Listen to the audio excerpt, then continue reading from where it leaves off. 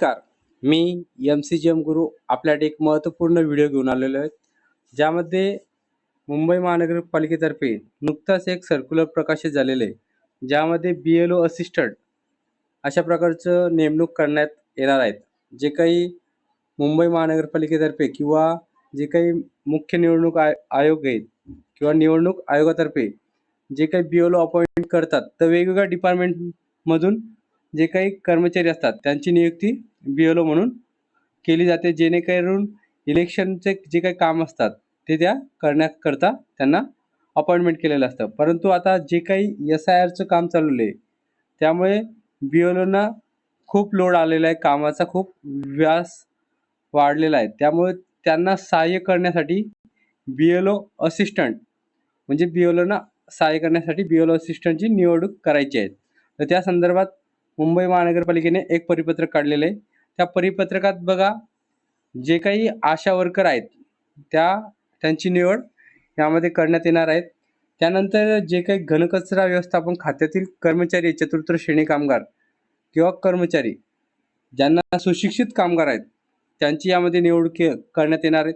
आणि इतर डिपार्टमेंटमधील जे काही चतुर्थ श्रेणी कामगार असेल तर त्यांना सुद्धा ते अपॉइंटमेंट करू शकतात. त्यानंतर जे काही खाजगी संस्थेतर्फे बाहेरून कर्मचारी घ्यायची, कॉन्ट्रॅक्ट बेसिसवर कर्मचारी घ्यायची अशा एक प्रकारची माहिती त्यांनी दिलेली होती 4,000 रुपये मानधनावर. परंतु निवडणूक आयोगाने हे तशा प्रकारची माहिती होती ते परिपत्रक कॅन्सल केलेले आहे आणि बाहेरचे जे काही कॉन्ट्रॅक्टचे कर्मचारी असतात त्यांना घेण्यास नकार दिलेले आहे. त्यामुळे मुंबई महानगरपालिकेच्या कर्मचाऱ्यांनाच तिथे तुम्हाला BLO असिस्टंट म्हणून नेमणूक करावी लागणार आहेत. त्यानंतर बघा, दुसरी गोष्ट आहे, अशा प्रकारे त्यांना मानधन किती मिळणार, तर एका महिन्यात 12,000 रुपये त्यांना अधिकचं मानधन मिळणार. त्यानंतर जे काही कामाचं स्वरूप आहे, तर कामाचं स्वरूप बघा, येथे बघू शकता आपण, मतदान केंद्रस्तरीय अधिकारी सहाय्यक त्यांची कर्तव्य सूची इथे बघू शकता. हे परिपत्रक मी टेलिग्राम चॅनलला आणि व्हॉट्सअप ग्रुपला शेअर करतो, जेणेकरून तुम्हाला सुद्धा हे परिपत्रक मिळेल. तर तुम्हाला मतदान केंद्रस्तरीय अधिकारी BLO सोबत काम करायचं आहे. त्यानंतर BLO ज्या चाळीमध्ये, इमारतीमध्ये फिरणार आहेत त्याच्यासोबत तुम्हाला जायचं आहे. त्यानंतर जे काही प्रपत्र, गणना प्रपत्र आहे ते भरून घ्यायचं आहे. त्यांना ते भरून घेतल्यानंतर जमा करायचं आहे.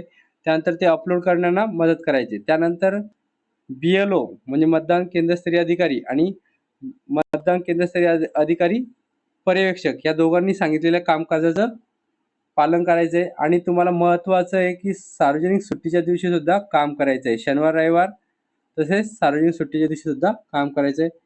अशा प्रकारचे हे 4 कर्तव्य BLO असिस्टंटना करायचे आहेत. अशा प्रकारची माहिती होती. व्हिडिओ आवडल्यास लाईक करा, शेअर करा, सबस्क्राईब करा. धन्यवाद.